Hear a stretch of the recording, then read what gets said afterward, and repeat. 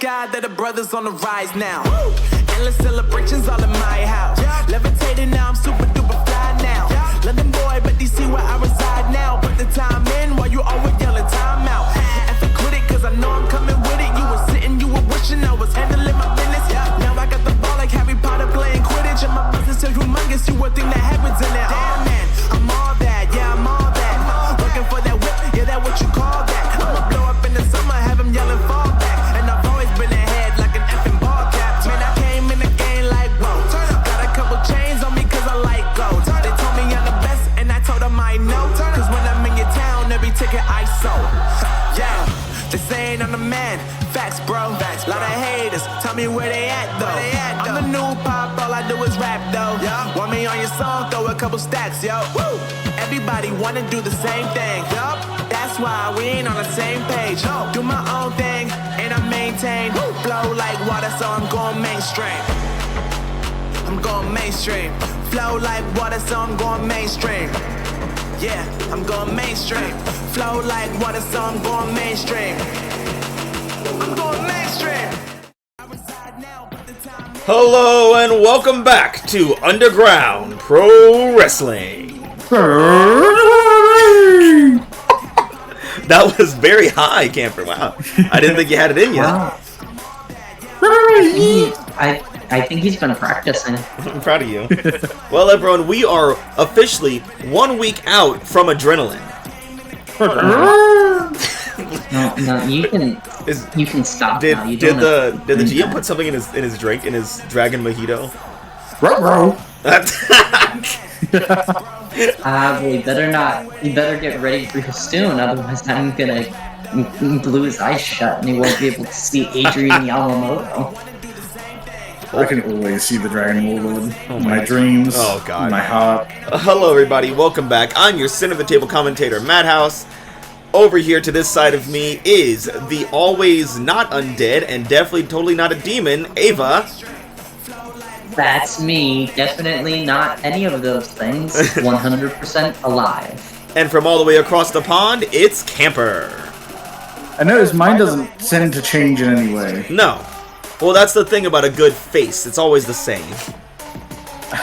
Well, tell that to anyone who's had plastic surgery. Well, it wasn't a good face then, was it? Well, I would tend to disagree. I think it's usually worse after the fact. No. Well, listen. If faces change, they just become dirty, nasty heels. I don't think that's how biology works. Oh. Yeah, I think generally, biology, but... I think generally, if they're replacing skin on the face, it's from the ass. Not from the feet? Not from the feet. But don't you want a nice, tough face? Anyways, welcome back to Underground Pro Wrestling. We are a week out from Adrenaline, the most extreme show in the Midwest. Yeah, I mean, that's basically all our shows. Yeah, we get pretty crazy here at UPW. Oh, I was going to say the Midwest just doesn't. Oh. Well, that's right. We're going to be going all the way to Cincinnati, Ohio for Adrenaline. Yeah, Cincinnati, Ohio. That's what you think of when you think badass. I think crime. I haven't been to Cincinnati, Ohio since the incident, actually. What's the incident? Well, remember that bar we went to, Ava? No. Yeah, that's probably for the best. I don't think anyone does anymore. Good. Well, moving on. Tonight we have an action-packed show. Hopefully just as much, if God willing, a little bit less action than last week. I was going to say, hopefully significantly less action-packed than last week. Otherwise, what are we going to do for a pay-per-view? Yeah, Adrenaline's going to suck. Last week was insane. Richie Rivera, Mr. Borrowed Time, cashed in on JT at the end of the night and won the men's championship. Yeah, we have a new men's champion here at UPW. And Richie Rivera will be defending that title come Adrenaline. That's not the only title that changed last night. Not last night, but last week. That is true, Ava. For the first time in 3 months, after a championship reign of 73 days, the the graveyard shift master, Cassidy Graves, the undefeated UPW World Champion, was defeated. And the title was taken. Champion anymore. And our new champion is none other than Jason Pham. Yeah, that match was crazy. I think the outcome was completely unpredicted by everyone, including Cash. Oh yeah, our little guy Cash, who's a big fan of the show. Yeah, big fan. The Cassidy Graves #1 fan. Yeah, he feels about Cassidy Graves how you feel about Adrian Yamamoto, I believe. Well, Adrian Yamamoto has never lost the championship, so he's also never won it. Yeah, that's true. Never won it. Well, two things can be true at once, and I'm gonna focus on the true thing that makes him sound good. Speaking of Yamamoto, these been a little bit, well, I mean, I guess the whole World Division's a little off the rocker since last week. No one expected Cassidy Graves to drop the title on a random Wednesday in the month. No, I mean, I'm not sure if Jason Pham even thought he'd be able to win. And he's in a dangerous seat now. Jason Pham, we know, is defeatable. We've seen it happen many a time. Yeah. So true. Very true. There's a vacuum of power right now in the World Division. Mike Reed is fuming backstage. I mean, this man wanted to be the one to defeat Cassidy Graves, and now he's never going to fight Cassidy Graves at Adrenaline. To be fair, he was fuming even before the championship was lost. True. I feel sorry for Jason Pham. I don't know if you guys were listening much to Mr. Reed backstage, but he's usually irate about something. But I was hearing a lot of Frost getting tossed around.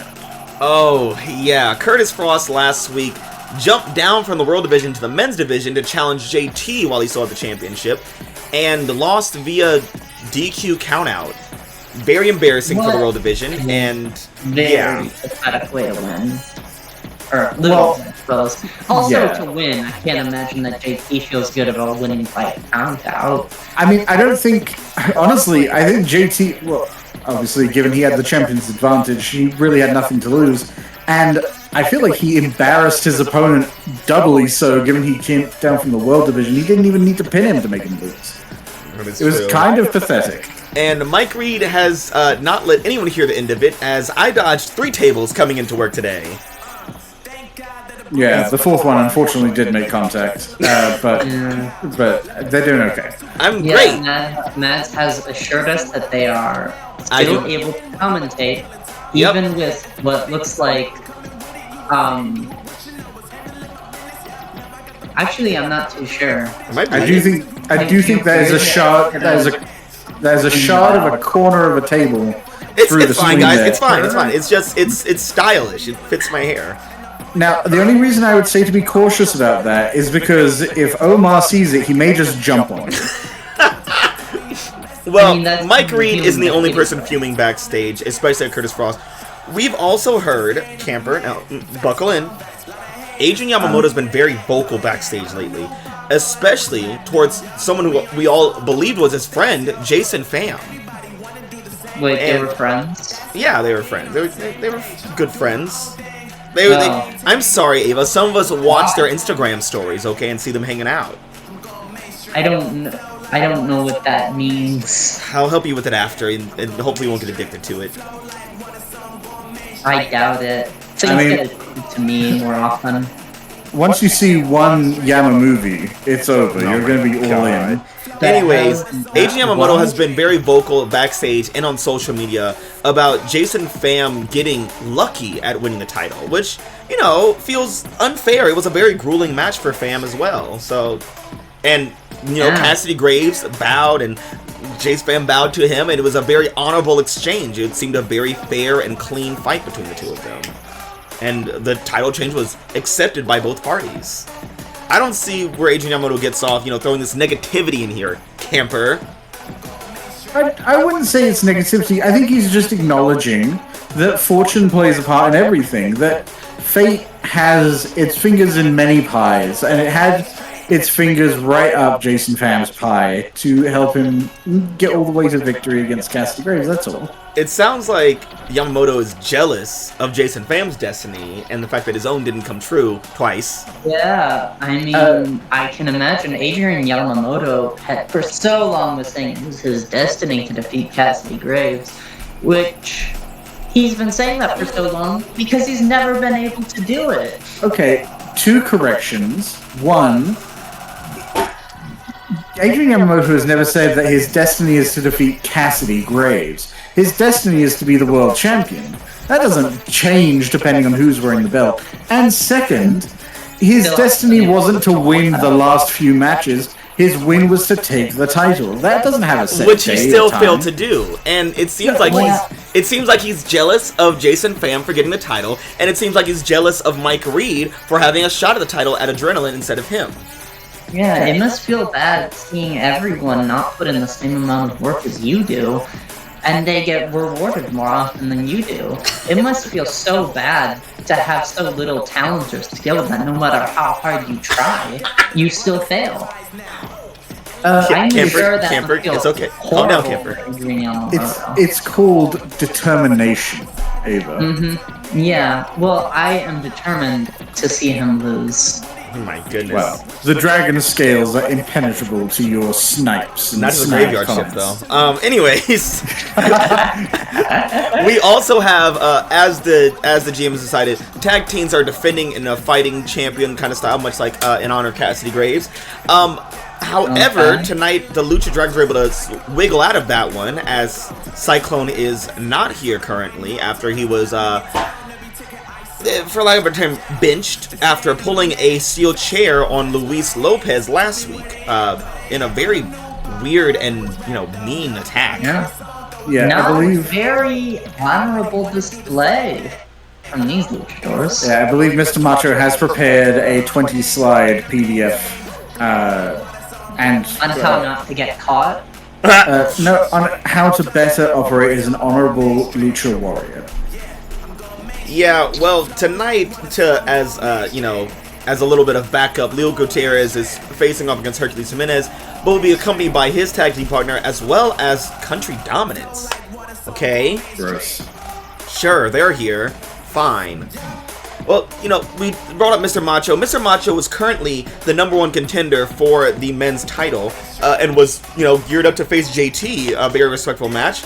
And now he's going to be gearing up to face Richie Rivera, and tonight we see them in just a little one-on-one spar, just see how that goes. And I'm sure it'll be nice and admirable. Richie Rivera is a really big Mr. Macho fan, honestly. We've seen them training together in the back area before the shows. They get along great. He actually hangs out with the Lucha Dragons here and there as a high flyer himself, inspired much by Luchador.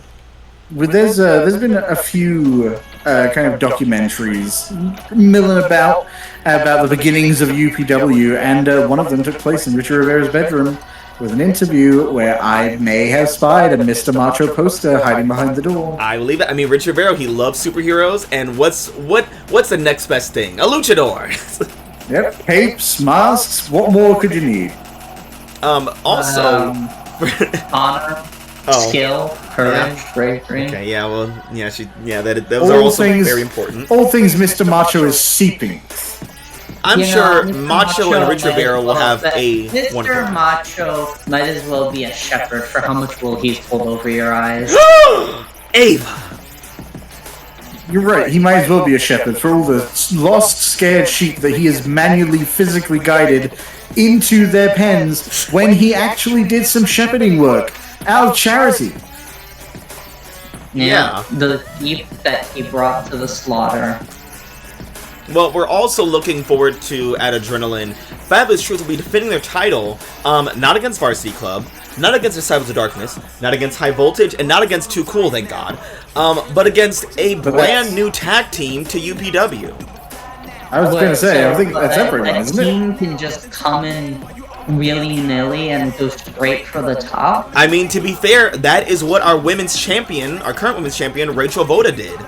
She appeared at Tenacity. Yeah, I was gonna say she came in during a pay-per-view, she didn't come out on top. No, but, not at all. Well, her But she worked her way up. wasn't a championship shot. She was still around. Now Hopefully, you're just saying that some people are gonna come out of left field and go straight for the crown. Counterpoint, Fabulous Truth is currently standing upon the piles of their opponents. yeah, the GM is just trying to find someone worthy enough to face off against the Fabulous Truth, and maybe things will get shaken up at Adrenaline. I don't know. Yeah, a little fresh blood to be spilled. But we mentioned Rachel Voda, who is currently in a bit of a beef with Rhylee Thunder, but she should really be keeping her eye on someone like Alexia Quinn, who is Miss Borrowed Time, who has that contract that she can cash in at any point during Adrenaline or any show going forward to take that title. And how Alexia Quinn's been performing lately, I think she could do just as successfully as Rich Rivera did last week. Yeah, I mean, it must be very easy when the title's cursed for it to change hands. Yeah. Yeah, I almost expected a cooler in this episode, but thankfully she thought better of it.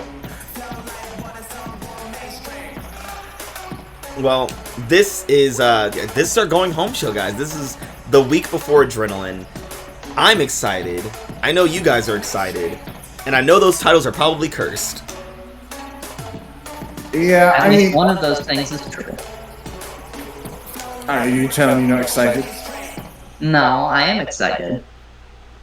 Are you telling me there's not a curse? I didn't say that. Okay. I guess you'd say at least one of those things is true.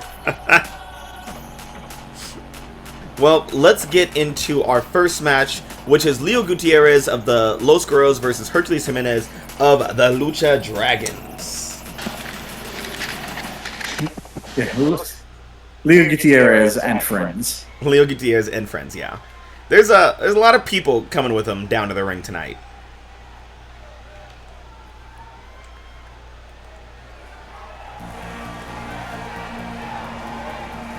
Huh? Why is Vicious and Delicious's things up there? What? I don't know. They're Yeah, not something's going on with our lighting guys here. That's not The following right. contest is scheduled for one fall. Making his way to Did the they ring, steal Vicious and Delicious's entrance? Oh, from man. Vega Baja, Puerto Rico. That's weighing in dangerous at toes to step 220 on. pounds. We don't think this is like Country Dominance's attempt to kind of throw the championship in Vicious and Delicious's face, are we? Do we? I don't know. This is interesting. Especially after what LJ Oxley did to Country Dominance. Yeah. I wouldn't want to push his buttons right now. I could imagine that Country Dominance is angry at a lot of people. This is an attack that Los Guerreros will do, and I mean, they haven't turned around yet, so I don't think they've seen the Titantron lately. Yeah, they are very distracted by the crowd. They are definitely crowd pleasers. They like to show off a little bit, show off a little, few of the maneuvers. It is fortunate that Los Guerreros are the only tag team, really, other than the Brotherhood, to escape the Vicious and Delicious Revenge Tour. Hopefully that They remains. didn't really participate in any way. So,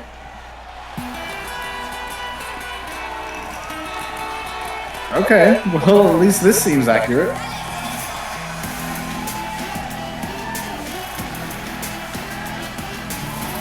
There he is.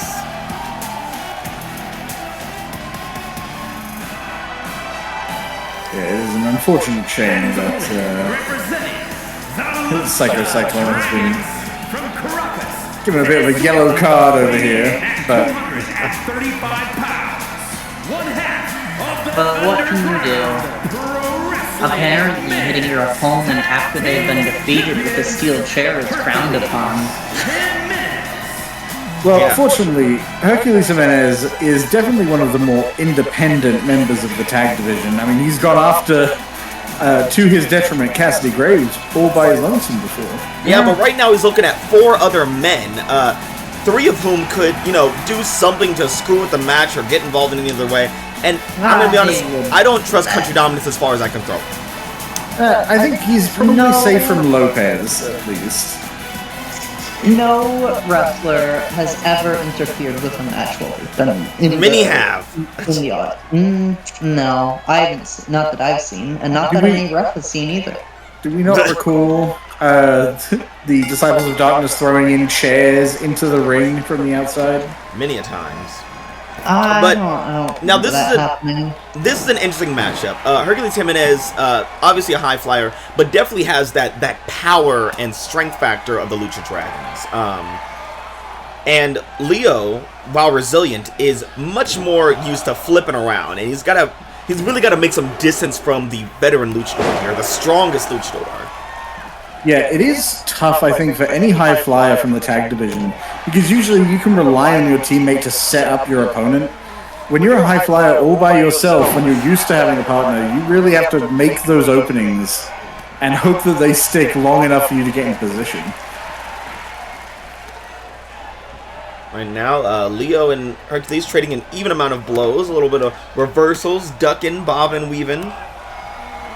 Yeah, Hercules coming out on top a little more often so far, managing to show his just a lot of starting energy.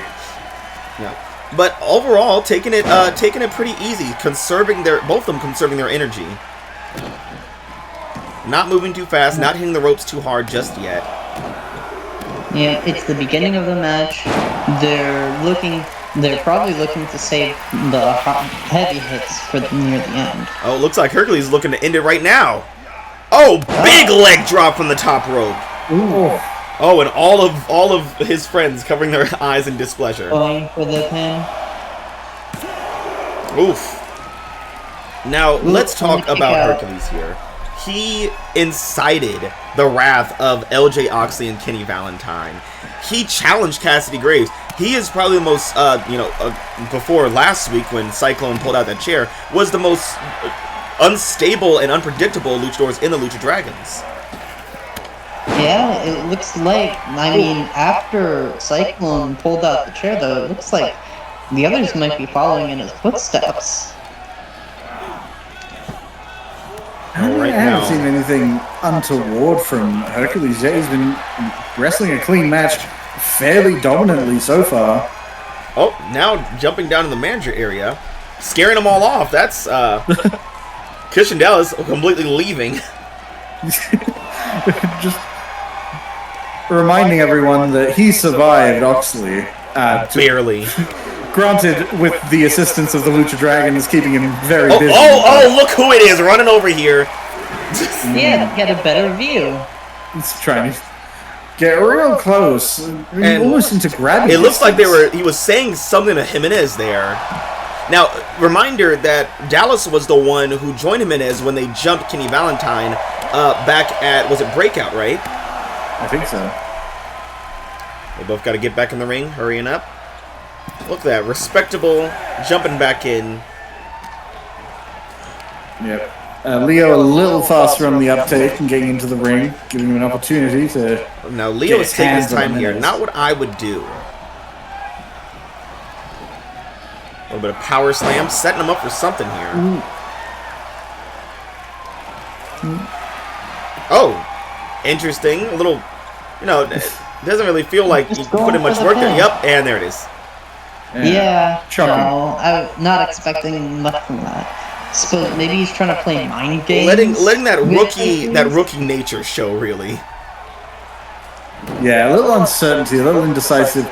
That's the one thing you can never say for Jimenez, that he is indecisive. Yeah, he does the first thing that comes to mind. Every time. You can criticize his decisions very easily, but you can't say he doesn't make them. Ooh, beautiful kick from Leo. And Leo now to the middle rope. Oh, you better move Jimenez, fast. Yeah, Jimenez is on his feet. Managed to get that off, and axe handle to the back. Ooh, nice. Ready. Getting very lucky there. Extremely lucky there. Ooh, leg drop. Rolling up. And looks like he's gonna work on that leg a bit more. I mean, if you can't stand, you can't fight. And right now, everyone is looking real excited in the sidelines there. Yep, Jimenez making his way to the outside of the ring. Country Dominance really fighting to control themselves, and Leo posing with his teammate, showing off with Luis, celebrating how good he's doing, and throwing back. Maybe don't do that until Jimenez is off his feet. Yeah, usually you should save the celebrations for after the match, not during. Oh! Backhand! And case in point. Reverse spinning fist. Uh-oh. Jimenez now rolling in. Whoa! Oh! Look at that! Flying through the air to throw off his opponent. Like kind of fumbling into each other there. Unfortunately, Jimenez seems to have made the most of the situation. Oh, nice clothesline.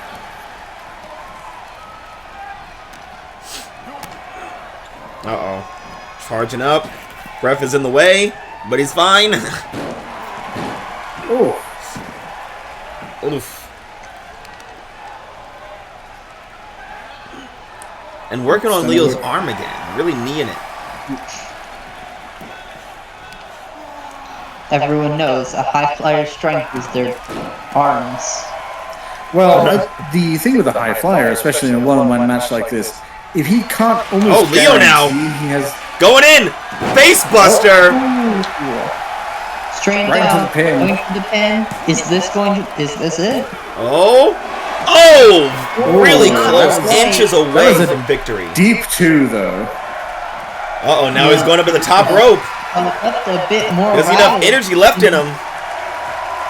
Oh, he's waiting for him. He's trying to get him up. Leo! Oh my God! With a jumping DDT from the top rope and beetling into the pin. Things are not looking good for him. Oh, another kick out. Shoulder up. Faster that time. Maybe now to the middle rope. Are you kidding? Letting the opponent get up again. Now, we saw this the last time those girls faced off against the Lucha Dragons. Oh, that time missing. Yeah, third time's the charm. Trying to set up, but Leo stopping him. Look at that. Not giving him that triple dive maneuver that we saw from Luis Lopez when they had a tag team match against Lucha Dragons that won him that victory. Leo wasting time, trying to think. Oh, dodging just in time. And here comes Lopez. Lopez saying something to him. I can't quite make it out. Can either of you read lips? They're talking. I thought they were just. I thought that was just how they breathe. Nope, that's when noise comes out, Ava. Oh! Blood! Oh, that's gonna look bad on that white mask. What do you mean bad? Vote for Ava. It's gonna look great for you. I know. Jimenez slipping out of his grip. Oh, count's getting kind of high. Elbow right to the back of the leg, bringing him down. Yeah, they're gonna want to get back in the ring. Jimenez throwing his opponent back in the ring. Now, he could have taken that opportunity to try and cripple him, slam him against the barriers like some other champions have done. But no, he put his opponent back in the ring. He wants this to be a clean match.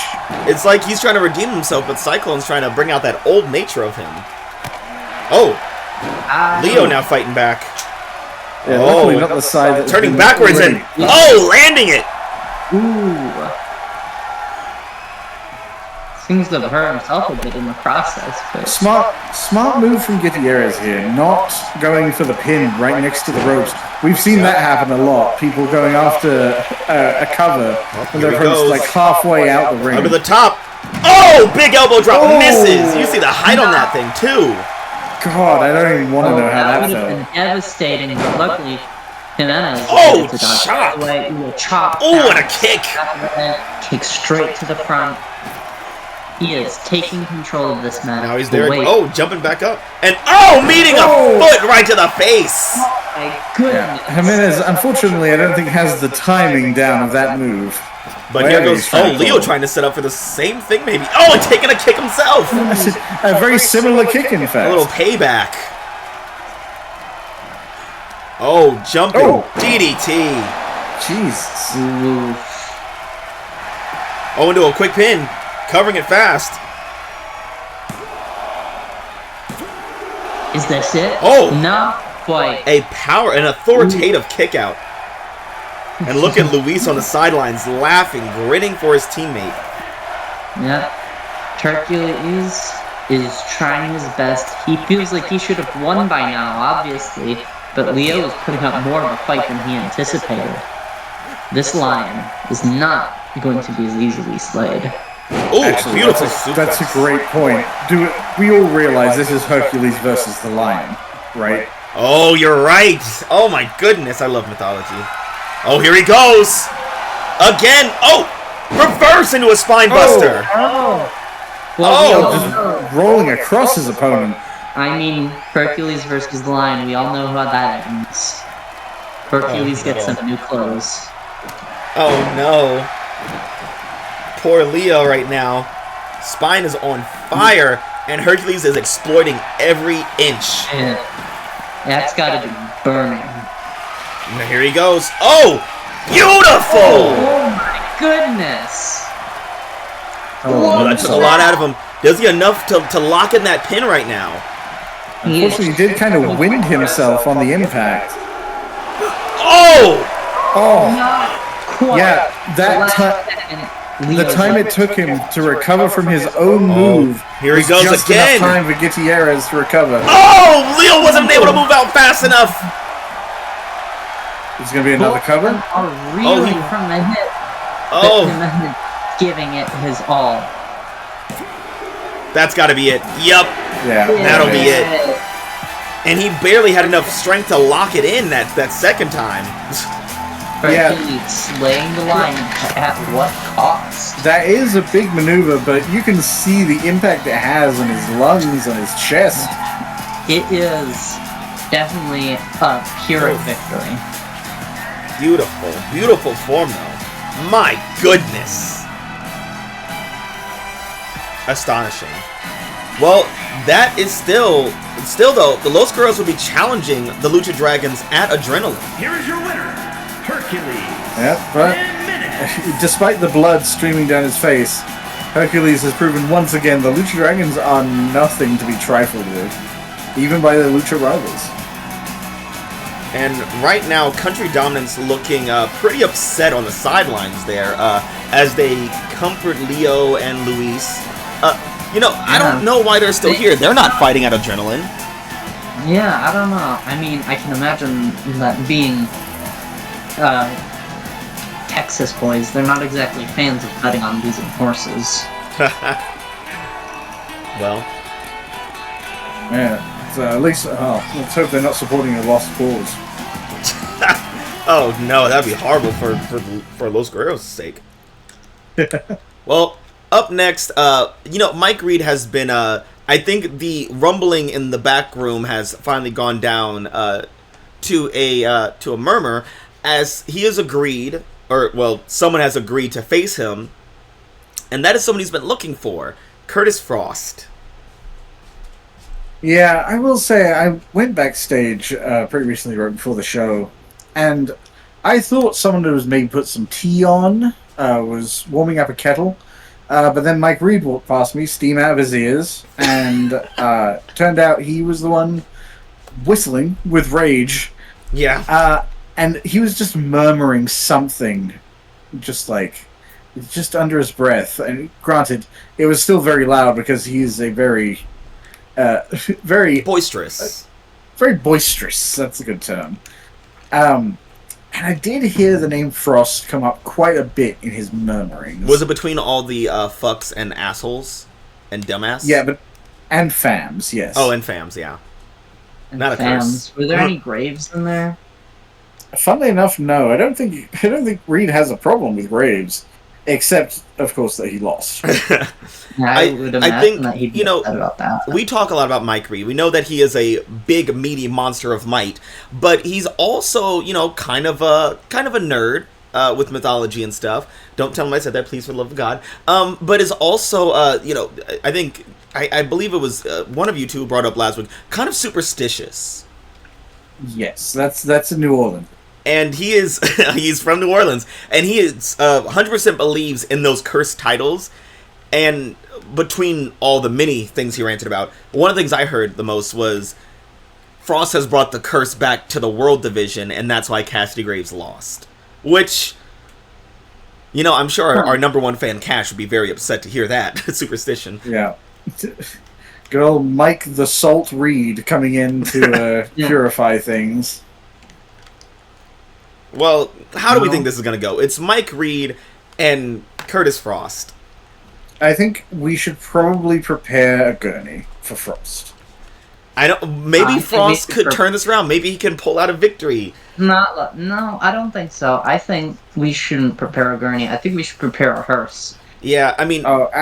Actually, maybe several cardboard boxes might be more appropriate. I mean, we've seen Mike Reed lose to other competitors like Elliott Rhodes and Warren Maverick. He's not undefeatable, but... Yeah, but he is undefeatable by Kurtis Frost. Okay, yeah, that's fair.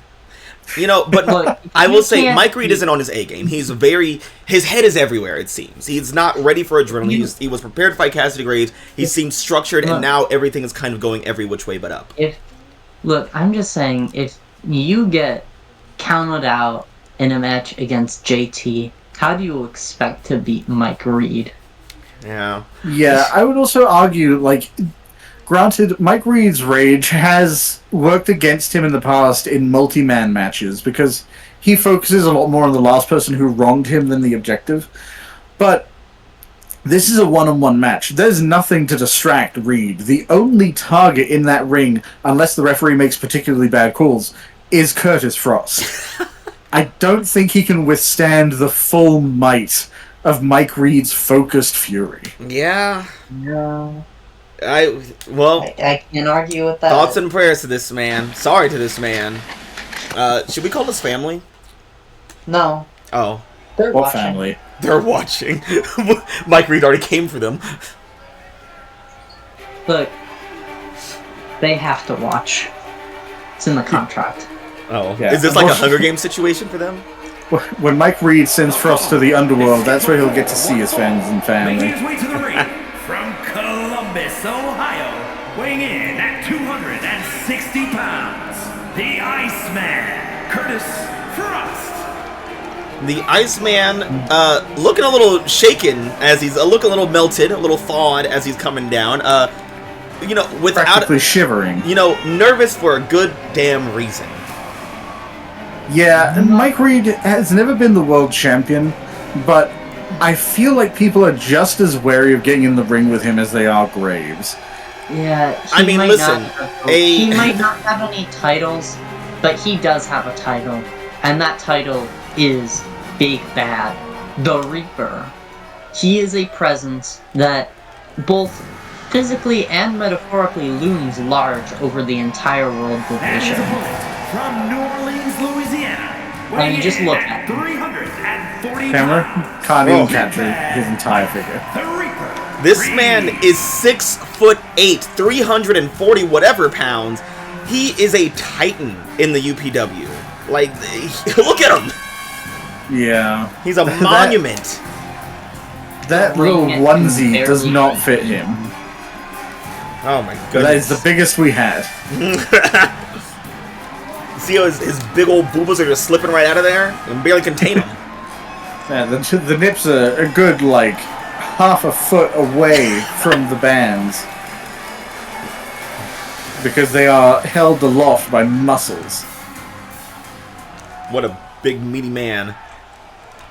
Frost looking right. Oh, Greed looks pissed. Jesus. He is. Look at him, he's got a full head on Frost. Oh my god. Honestly. Oh, Frost moving quick. Oh, not quick enough. Yeah. Never mind. Oh no. Yeah. Now, Kurtis Frost, he has the reputation of being a man with a plan. I don't know what the plan is for this. Oh my god. Oh. Jesus. Frost it seemed that. like his plan was to move quick, but Mike Reed seemed to catch up to him really fast. Yeah, unfortunately, when you are put on the ground by Mike Reed, any plan you might have had goes out the window. Moving quick. Oh, but missing big as Reed just dodges to the side. Oh, God. Honestly, I thought his hand just scraped off Reed's skin. After seeing all of this, I'm just glad that Mike Reed waited for the bell to ring. Oh, look at this. Frost trying to fire up, trying to get something back. Oh, look at that. There he goes. Thought he was going for a pin, but no, just a series of blows there. I was going to say, if he went for a pin that early against Mike Reed, I would even further doubt him. Oh, and now raking his glove against Mike Reed. Wow. I mean, Kurtis Frost, he's a smart guy. He knows that if he wants to take down the Reaper, he needs to be focused, and he needs to put in the work. Now, raking at the nose and the eyes of Reed. Now, that's not smart. I wouldn't piss him off more. I don't know. Like I said, maybe Kurtis Frost, he's the man with the plan. Oh! He might have a plan for Mike Reed. Maybe he wants him to be angry. Maybe he wants him to be pissed off. Maybe his entire stunt against JT was entirely just to piss off Mike Reed. You know, there are plenty of people to piss off that aren't Mike Reed. Yeah, the problem is, like, at least with Cassidy Graves, there is a clear, hard rule. You do not make Graves bleed. Pham followed that rule to the letter. He's now wearing a championship. With Mike Reed, the rules are a little more vague, a little more general. You do not face Mike Reed, yeah. You don't want to piss him off. And unfortunately, a lot of things piss off Mike Reed. Oh my god! Mike Reed getting some control on the outside of the ring again. I'm not saying that Kurtis Frost has a hope of winning. I'm just saying that maybe he put more thought into this than... Jesus!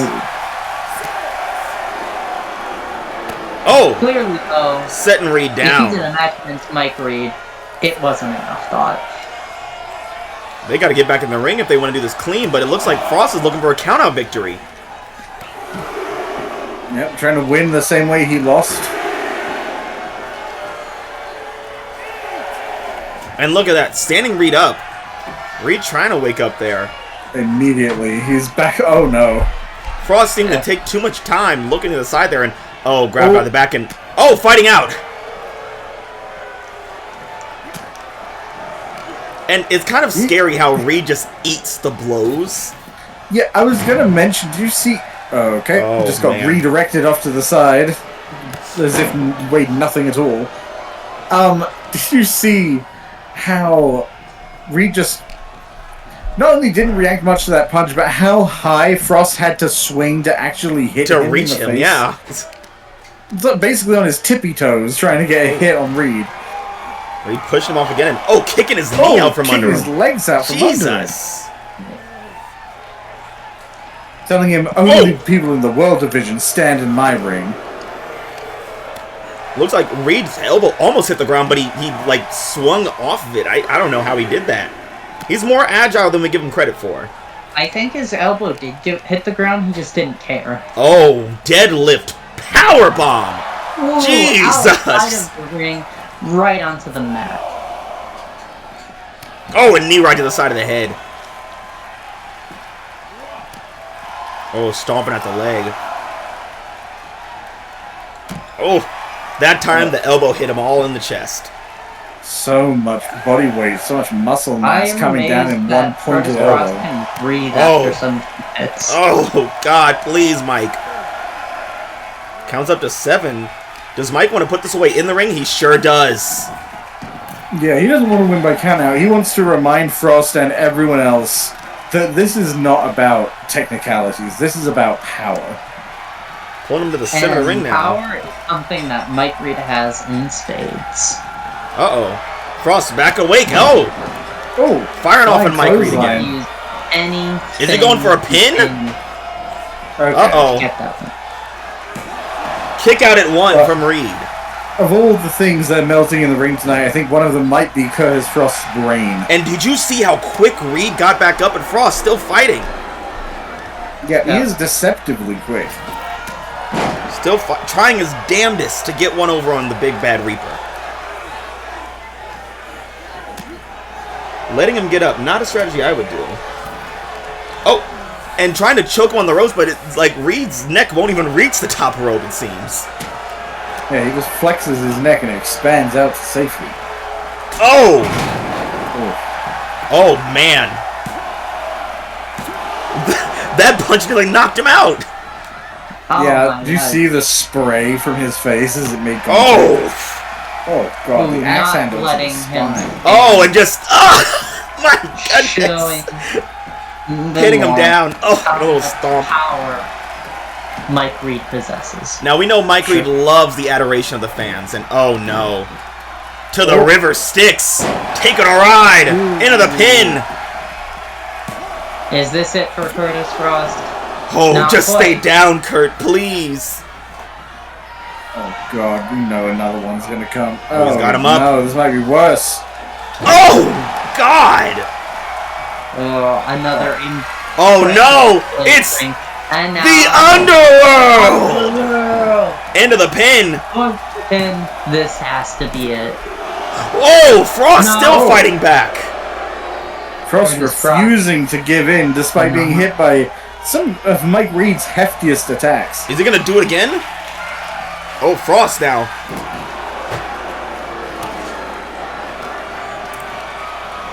Sending Reed into the corner here. Taking his time. Yeah. I imagine that it's taken a lot out of Frost to be on his feet after all that punishment. And let's talk about his strength just now. Lifting 340. Oh, no. Oh, no. Oh, God, please. Oh, Oh, Mike Jesus. Reed, not as vulnerable as he looked. yeah, Frost just assuming he had the upper hand on Mike Reed. Not a good position to put yourself in. Now, this is what gets me. Why is he taking his time? You keep using your speed to your advantage here, sir. Honestly, he may just be tired. He has already taken quite a bit of abuse this match. I mean, the back of his head probably feels like shit right now. Yeah, it's hard to take the underworld and feel good after.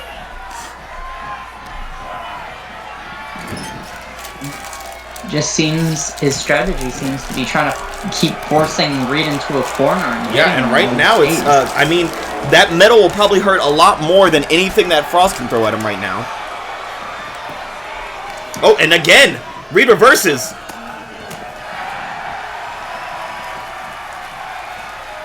Stop putting yourself in the same clinch with Mike Reed. Yeah.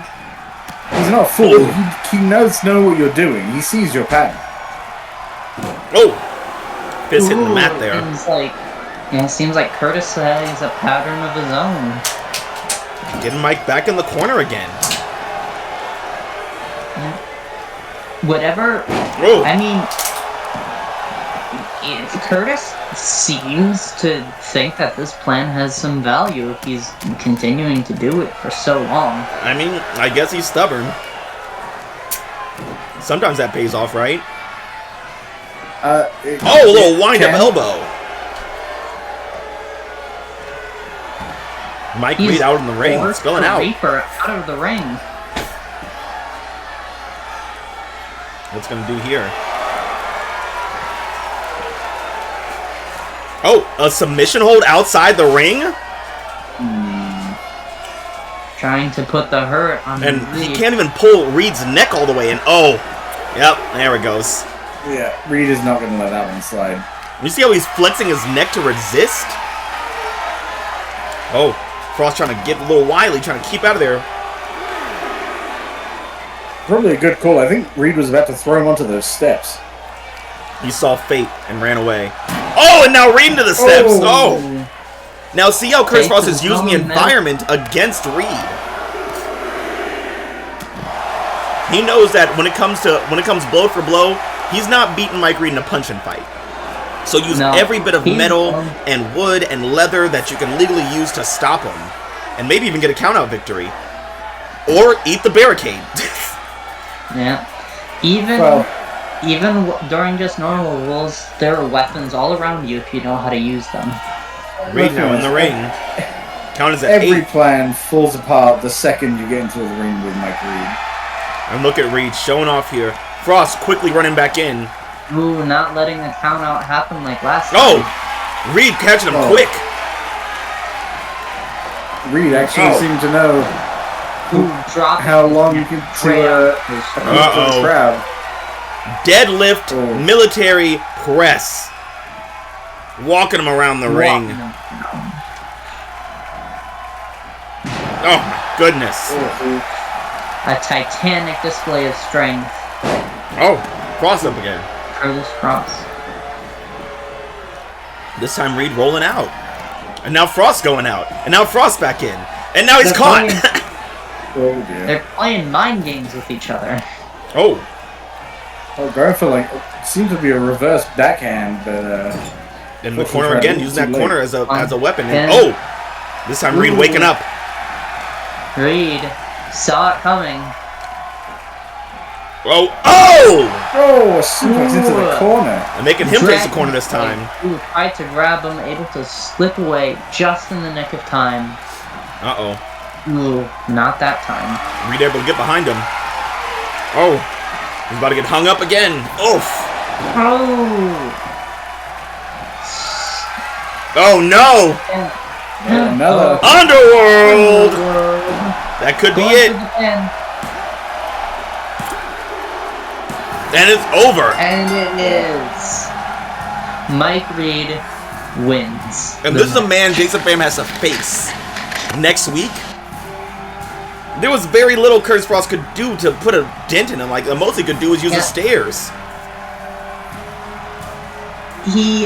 Kurtis Frost came in with a plan. He thought that plan could work. For a moment, it might have seemed like it could. But then he realized you can't defeat death. You can't plan for the Reaper. Yeah, I don't think anyone can plan for Mike Reed, although he has very clearly shown here why you do not lower yourself to the men division from Worlds. Yeah, because you're in with a concussion, apparently. Yeah, Frost kneeling before the ring, showing his acquiescence. Wow, wow, wow. What a showing from Reed. You know, being able to take that much punishment and just shrug it off like it was nothing. Yeah, you to pierce the skin of death takes a lot more than a little bit of ice.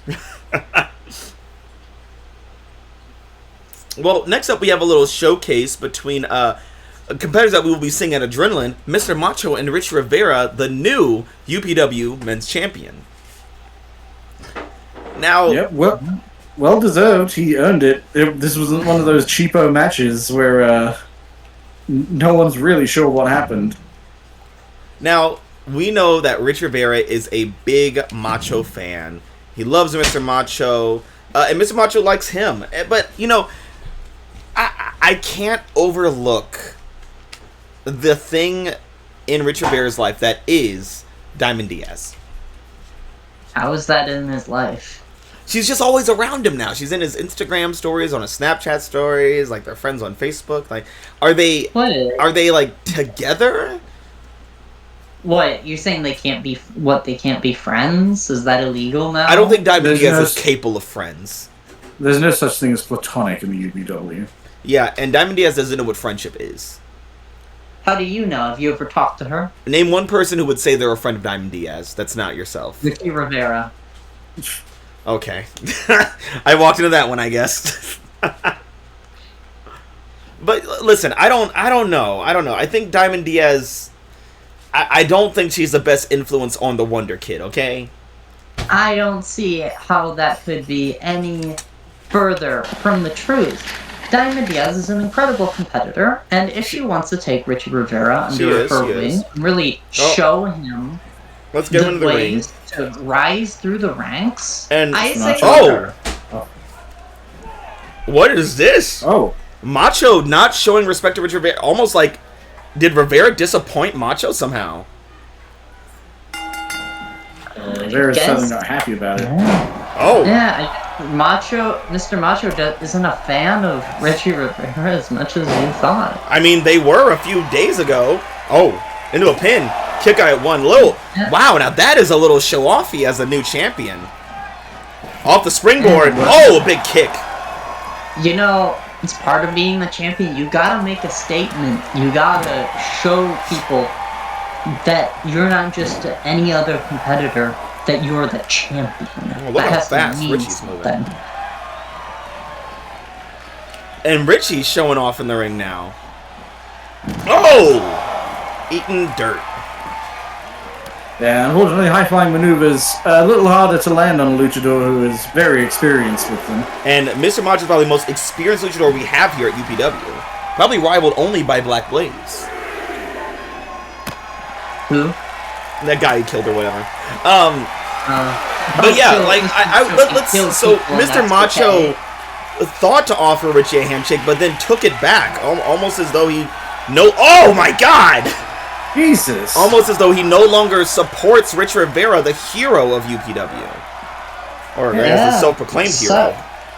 Wow, very honorable move of Mr. Macho. Listen, like I said, we know who you are by the company you keep, and if you're keeping Diamond Diaz's company, that's not the best of looks. And, Richie catches him, but Macho pushed him off. But, I don't know. The Lucha Dragons don't seem to be too good of company either these days. Oh, yeah, I think you got a good point there, Avery. I mean, Psycho Cyclone and, oh my god, into a submission here. But Hercules doesn't have a great history. The Psycho Cyclone doesn't have a great present. Maybe Macho doesn't have a great future? And I'm saying, if you are looking at Mr. Macho's future, that's not looking much better. Another kick out at 1 from Macho. And Melandra's also there, I guess. I don't know. Listen, Kitty Melandra is an amazing competitor in her own right. Obviously, not as chaotic as the rest of the Lucha Dragons right now. Oh, Jesus! Nearly twisting Richie's head off his shoulders there. Rope break. Well, excellent. I mean, he's a high flyer. He's got to know where those ropes are. Yeah, and a rookie mistake from a veteran luchador here. Yeah, something's throwing him off. Oh, is he setting up for the Macho roll? Uh-oh! Macho roll! Into the cover. Now the ropes are nowhere near. Ooh, shoulder up. Well, maybe giving the champion some false sense of security before laying his entire weight on him. That title so easily.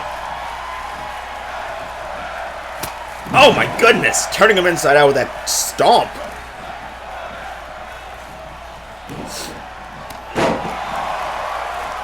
And you know, for two high flyers, this has been a very grounded match. I mean, other than them leaping 6 feet off the fucking ground without the assistance of the ropes. Now, Mr. Macho is a lucha, which comes with it a lot of expectations of high flying, but he is just a massive muscle. When it comes to his advantage in the ring, I don't think it's his high flying maneuvers. I think it's keeping Richie on the ground. Yeah, it's using his, obvious strength and, body mass against him. Because, I mean, if you're that small like Richie Rivera and you got someone that big on top of you, how do you even get your shoulder up if you're too tired? Oh, jeez! Counter strike from Macho. Oh. Oh, my goodness.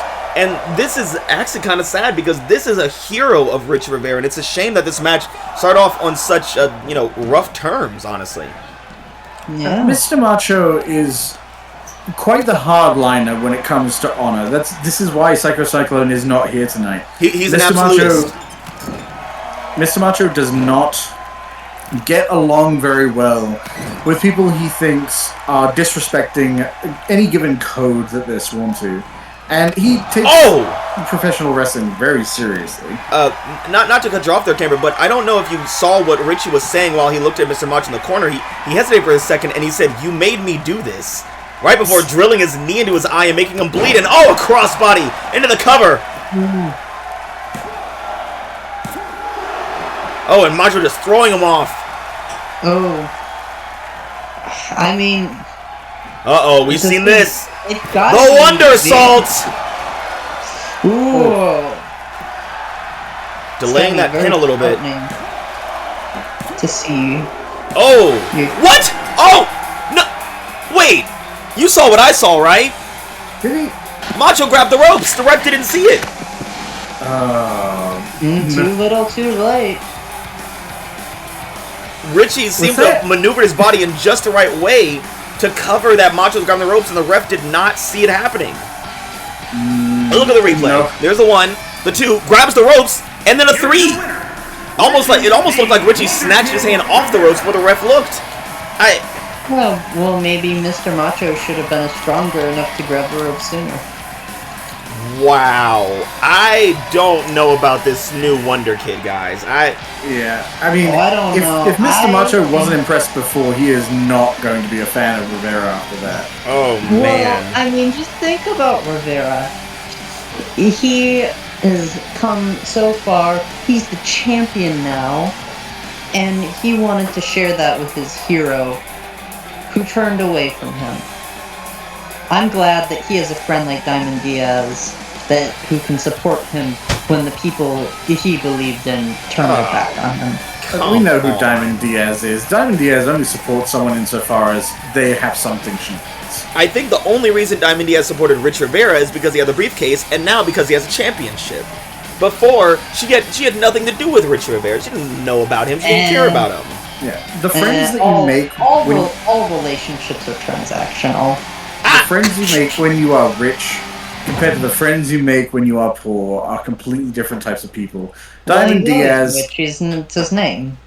Diamond Diaz only makes friends with those who have something to offer, those with something wealthy enough to give her a benefit, give her a boost. I mean, why wouldn't you want your friends to be cool people who can help you and not weak, pathetic losers? Well, let's look at Diamond Diaz's division, the women's division, something that she should be keeping her own nose in for once in her life.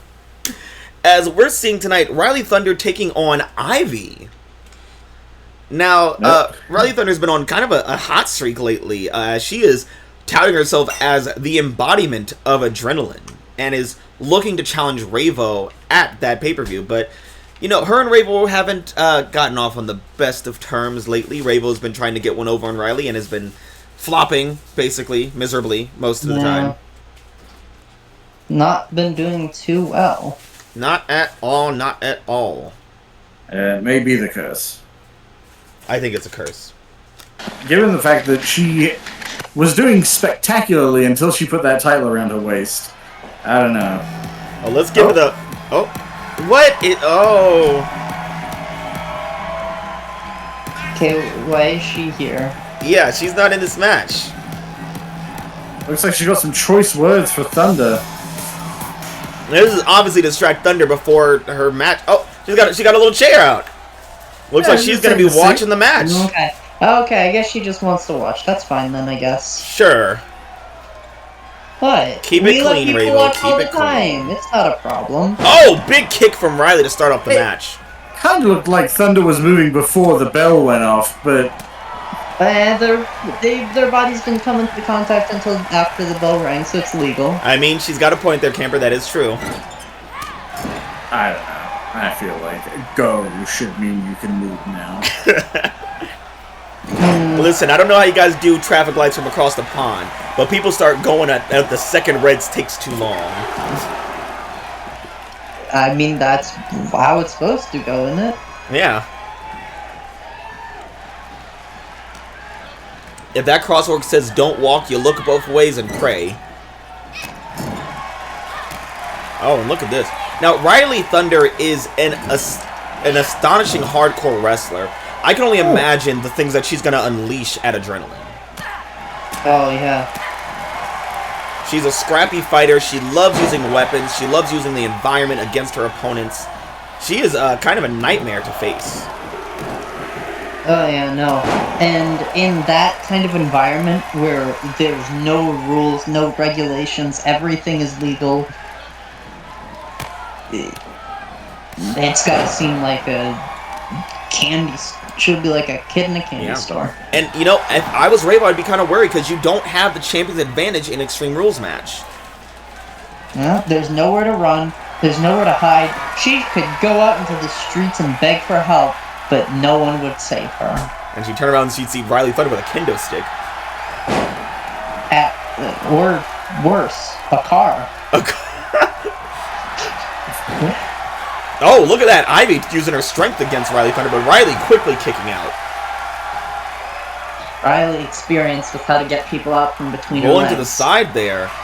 Ravo just looking on, nodding along, dancing to the music that she only hears in her head. And Ivy missing big. Ivy, unfortunately, forming the plan in her head and not adjusting to reality. Yeah. Not seeming to know what's happening. And Rhylee is playing with fire here, turning her back to Ravo. You know, we've seen Ravo try to attack Thunder in the past from behind and not be successful. But oh man, I just don't know why the champion's out here right now. She wants to watch the match. She's allowed to. Everyone's allowed to watch. She could watch from the other side of the barricade or from the TVs in the back. Yeah, so can a lot of people, and they don't.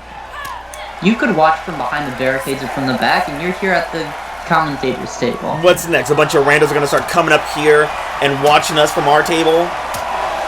And now, oh, look at Rhylee going off. Oh, sitting Ivy over. Ooh. Uh-oh, this time giving Ravo a taste of a piece of her mind. Uh-oh. It's not really a piece of her mind. She only looked at her for a bit. Oh, now they're going back and forth, arguing, and Oh! Oh, Ivy crashing into Ravo. Ravo not paying attention. Rhylee, though, showing amazing awareness of the match. Looks like she's got eyes in the back of her head. Well, I guess when you're used to hardcore rules, you have to be a lot more aware, because taking a steel beam to the back of the head, that'll take you out of the fight a lot more effectively. You get hit with a few sledgehammers and you learn to turn your head, I guess. Oh! And Ravo is still laid out on the sidelines right now. I gotta imagine she is not happy.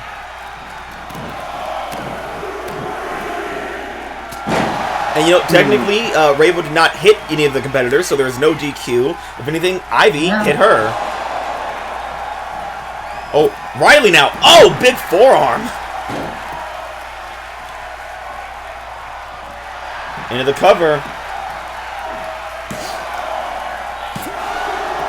Ooh. You know, sometimes I think these refs kind of a little slow.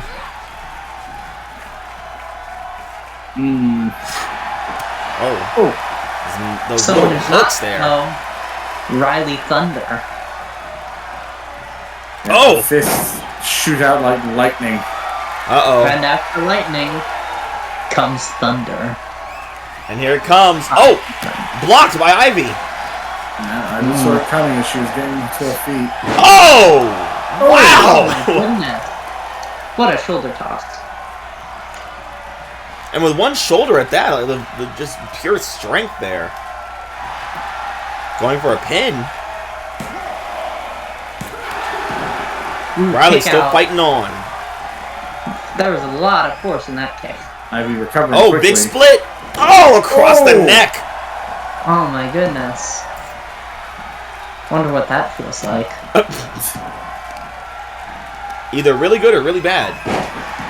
Depending on who you are in your situation. Now those knees of thunder are deadly. I mean, I don't know any part of Rhylee Thunder that isn't deadly. She is a weapon. Okay. Is Ravo okay out there? Has anyone checked on her lately? Nah. I think she's alright. She's just taking a nap. Oh look, I think her leg's kicking. She must be dreaming. Her eyes are flickered a little bit there. Oh! Now Ivy, she's got her up. Oh, and just dropping her down and still moving. Off the rebound and then... Oh, big splash to the back. Rhylee is taking a lot of damage from Ivy. Another over-the-shoulder toss. On the back there, and now what's she doing? Getting some exercise. Uh-oh. Deadlift there, and... Oh, landing her down. Picking up Rhylee Thunder, it almost looked like Rhylee Thunder was a child. Like she was flailing. Uh-oh. She's trying to measure something up in her head, it looks like. Yep, Ivy's making a very long plan. Just throw her out. Tossing her right out of the ring. Under the Ravo boat. 5 steps ahead. And unfortunately, all the steps have been taken away. Oh no, not quite. Okay, it seems Ivy's grand plan was throw Rhylee. I see Ravo finally getting up there and... Oh! Oh! Oh my god! Ravo coming in for revenge against Ivy. Oh, where'd she go? And then jumping out of the ring! Jumping into the crowd! Did you see that? I do. She tagged, she hit Ivy, and why did the ref not disqualify? That should have been a DQ. I mean, technically, Ravo isn't in the match. Yeah. What the hell? Ravo getting a little revenge on Ivy for whatever reason. I guess Ivy did run into her. Rhylee some time to recover, though maybe not enough time. Oh! going for the Ivy leg there, but missing, just barely missing. And now, oh, under the knees. Rhylee Thunder getting hyped up. Ravo dancing with the crowd. Now Rhylee Thunder charging up, getting extreme, getting hardcore. Oh my goodness. Oh, wow. Here it comes. Last caress. Beautifully executed. In Is the this cover. it for Ivy? Shoulder up. Oh my goodness. And Ravo is still dancing with the crowd over here. People are loving her. She has pulled out some glow sticks. Where'd she keep those? I don't think we should ask. It might be rude. Oh God! Oh! Cradle DDT. Right top of her head. Yeah. Oh, kick out at 1. Oh, I saw 1. Oh my goodness. The extreme Rhylee. Now, obviously, Ivy does have the muscle mass on Rhylee Thunder, but Rhylee didn't get where she is without a few scars. She is what? Missing again. It seemed like she hit, but Rhylee Thunder just like twitched, and that was about all she got. Rhylee Thunder was standing there dazed, but she didn't seem to care about any reaction. Did Ivy pull her punches or her kicks, I guess? Looked like she rethought it the last second, maybe. Oh, Either wow. that or Rhylee Thunder is made of some real hard stuff. Oh! This woman is no stranger to pain, that's for sure. Sending Rhylee back in. Sometimes I'm not even sure if Rhylee Oh, look, Thunder Ravo's doing a split. That's cool. Ivy's flexing outside the ring. Everyone just showing off today. Rhylee Thunder awake again. A spinning hook kick did not go well for Ivy. And Ivy fighting back. On both sides. Ooh. Setting her down.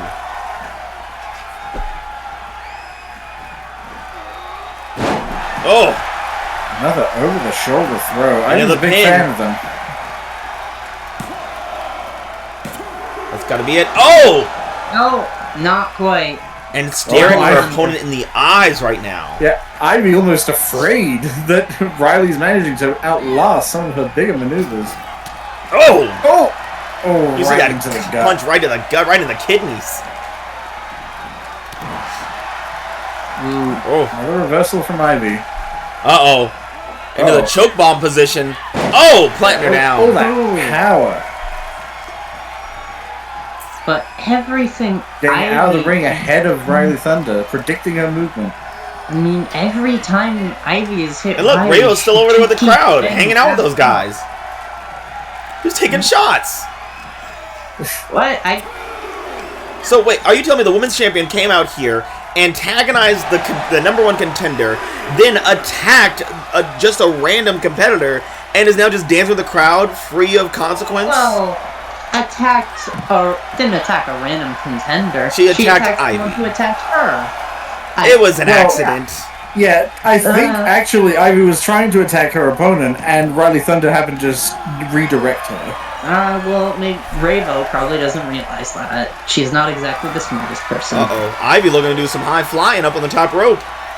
That's an interesting choice for her. And that's just barely missing. And eating a knee. Yeah, that's what you get for stepping outside your She's zone of revving comfort. back up. She's getting back into As it. a wise man once said, no, stick to the stuff you know. As a wise man once said, no, wait. No, wait, please, I'm sorry, please don't do this to me, ow. As a wise man once told me, oh God, no, please, I'll do anything, please spare me. As a wise man once said, is that the Reaper? As a wise man once said, no, Ivy, you're not a high flyer, wait. Enough of that bit. Let's see if Ivy can finally land this Ivy League kick. There it is! Going straight to the cover. I thought we were just saying things we heard people say. Oh, Ivy takes the victory And home. Ivy takes the win. I'm sure Ivy- Rhylee is not happy with the result of this match, given that she lost it. And I'm sure Ravo is quite pleased. Now, I think it's interesting here. Realistically, Ivy suffered the most from Ravo being present outside the ring, and yet still came out on top over Rhylee Thunder, who is practically unaffected. Here's Yeah. your winner, Ivy. Rhylee Well, Thunder on the maybe- opposite side of the ring, where Ravo is not. Yeah, maybe all that chaos and aggression doesn't quite match up to reason, logic, and planning. To back some I mean, logic. I saw what happened to Kurtis Frost. I don't believe him. You know, I've never seen Ivy win before. I did not know that at the end of her matches she posed like a football field. She is a football field. She's the whole arena, baby. Yeah, maybe. Oh man, we have never seen Ivy win here in UPW. Oh wow, Yeah, this is her first win, and against the #1 contender at that. Yeah. Good for her. If only it meant something. I think people have been underestimating. Well, it does mean something. It means even if Rhylee takes the championship, she's doomed. Yeah, I mean that belt is cursed, so she was gonna be doomed regardless. Yeah. Who can say? Maybe after Adrenaline, what we do is we take all the belts, melt them down, and reforge new belts that are uncursed. Maybe that would help. I don't know. Maybe some salts and waters and sages. Yeah. Quick, Ava, what kind of sage are you allergic to? All of it? What? Are you allergic? Are you allergic to sage? I don't know anyone named Sage. Okay, well there we go. Right, I'm the assuming sages are the various- if it's a material that Ava does not like, it would be good for the belts. Yeah. So straightness. Ah. Well, next up we have Mrs. Borrowed Time, accepting a little challenge from a previous women's champion, Kimberly Cho, the first women's champion here in UPW. Yeah, this is an opportunity for Alexia Quinn to buff up her resume a bit before she takes on the women's champion. And it's also an opportunity for Kimberly Cho to get herself back in the limelight, maybe reassert that, the original women's champion, she still had a place Yeah. with the title. Yeah. She earned she earned that title. She didn't keep it, but she did indeed earn it. And that cannot be that can't be argued. And I think Kimberly Cho does really respect Alexia Quinn. She sees her as a strong competitor who is training hard, obviously with a lot of money in her back pocket, but is training hard and fighting her way to the top, fought her way to the top, and is now looking for the right opportunity to cash in her opportunity there. Yeah. I mean, in a way, this is also helping Ravo slightly by keeping Alexia Quinn busy so she doesn't cash in tonight. I'm sure JT thought the same thing with Richie Rivera before. That's true, but Richie Rivera is a different beast. He's willing to take the blows and and be manipulated by Diamond Diaz. Yeah, Allegedly. Literally. she is. We literally see them talking backstage. Oh, so men and women aren't allowed to talk anymore. That's it. They are. They just aren't allowed to whisper conspiratorially and not have people make suspicious thoughts of it. Literally, earlier tonight, I saw them talking at the vending machine and catering, and as Richie Rivera walked away, she started giggling and said, "All according to plan." Why would she say that at random when no one's around, except for just me listening? Why would she say that? That's funny. Obviously, she was saying it to you if you were the only person there. Why did she say it at all? I don't know. You should have asked her. I was walking around backstage looking for... Maybe you shouldn't be eavesdropping like some kind of weirdo. I was actually wandering around backstage looking for Adrian Yamamoto, and I too heard Diamond Diaz whispering, but she didn't. She said all according to Keikaku, and I don't. Oh, she speaks Spanish. Well, that doesn't sound like Spanish. Oh. No, in fact, I think she specifically said it because the Lucha Dragons were around and they didn't understand what she said. Oh, so it's not Spanish. Weird. I don't think so. So it's like Polish, maybe? Oh yeah, probably Polish. Yeah, sounds like. Yes, of course, Keikaku. It's a town in Poland. Yeah. Yeah.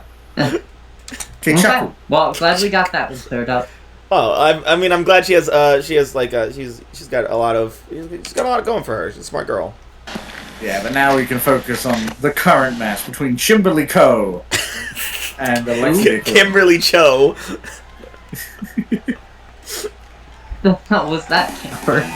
Well, because we said Kichaku. I was following through. Oh, look at that. Miss Borrowed Time. The following contest. Showing off the case that leads to her victory. Probably, maybe.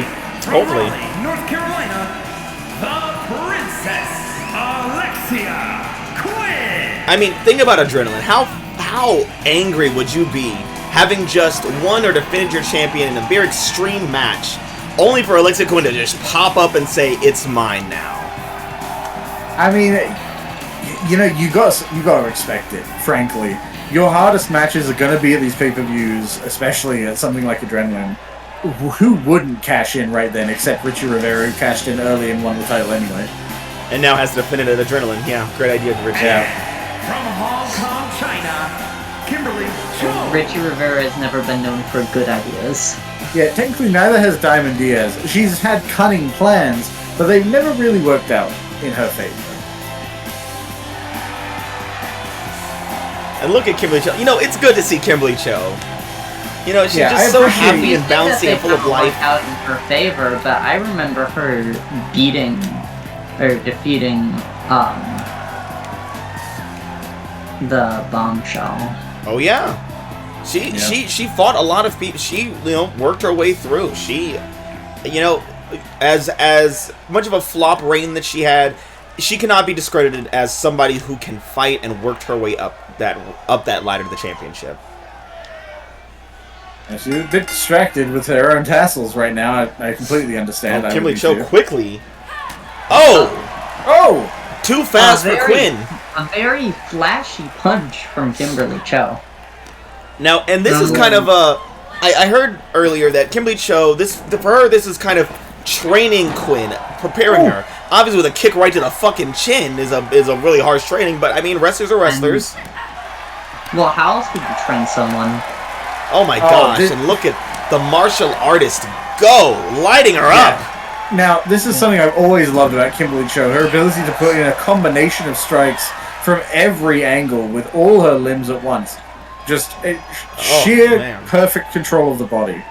Now, Kimberly Cho is an amazing striker, an amazing martial artist, whereas Alexia Quinn is more of a traditional technical wrestler, a lot more grappling, using the environment to her advantage, doing a split mid-air, I guess. Oh, Kimberly Cho just driving past her.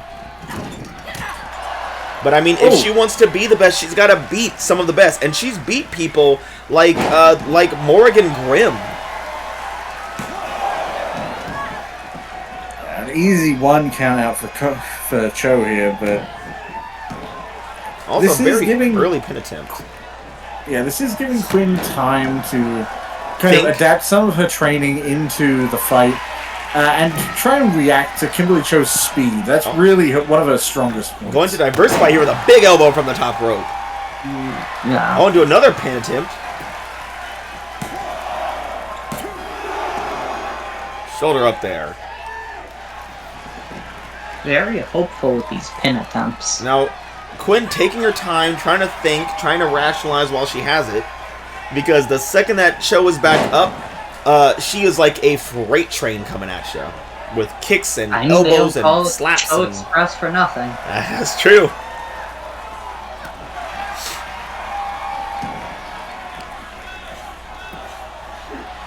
Oh, brain chop. Oh.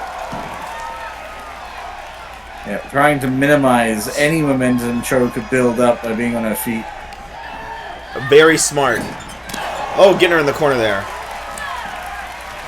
And look at that, always staying behind Cho, a very smart decision. Yeah. So far, Cho had a strong showing at the start of the match, but for the most part, Quinn has been having pretty steady control over the flow of things. Oh, trying to get her arm there. Oh! Cho punching her way through and out. Maybe Cho trying to take back that control. Oh, and now taking her down. Oh, mounted palm strikes.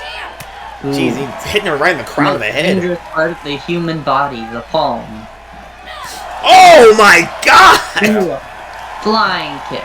Jumping nearly 4 feet in the air to deliver that kick to her head. Ooh. Strong kick out. Throwing Kimberly Cho off of her completely. Oh, looked like she was about to set up for the Cho Express, but saw Quinn still moving.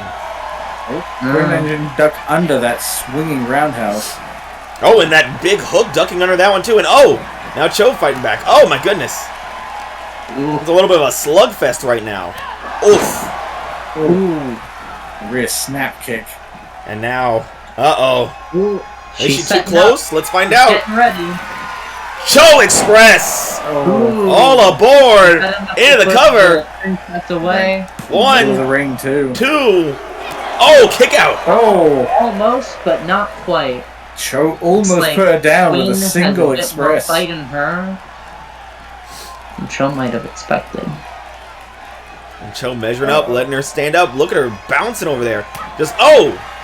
Oh, Meeting the It's knee, though. It's like she has one of those. It's like an idle position in a fighting game.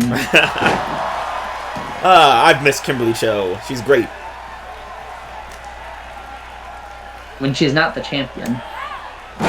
Yeah. Maybe she'll get a second reign and do better. stretching her spine. Oh.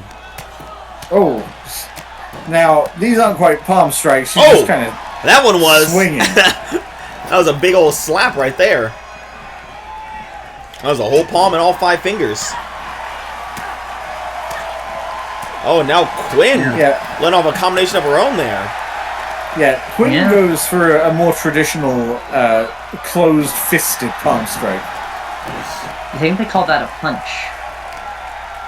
Uh-oh. Oh, no, a little wrestling roll here. Just rolling them all squeezing the around air out of her ring. lungs. Smart, pulling her away from the ropes.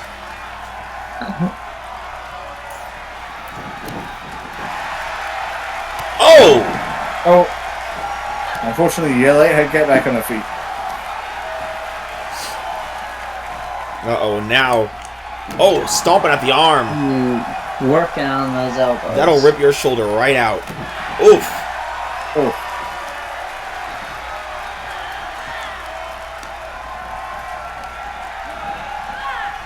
Oh, big knee right there.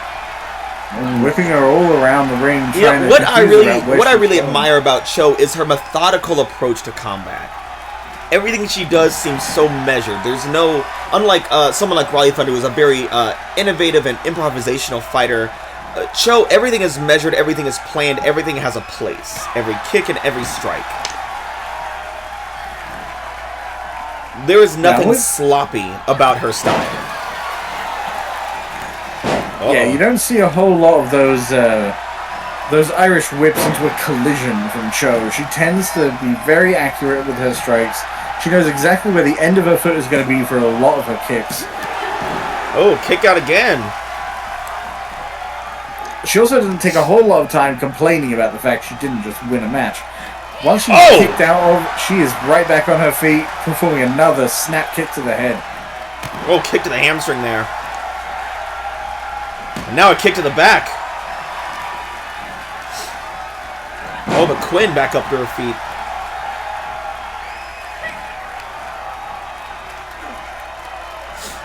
And got in the suplex. Ooh.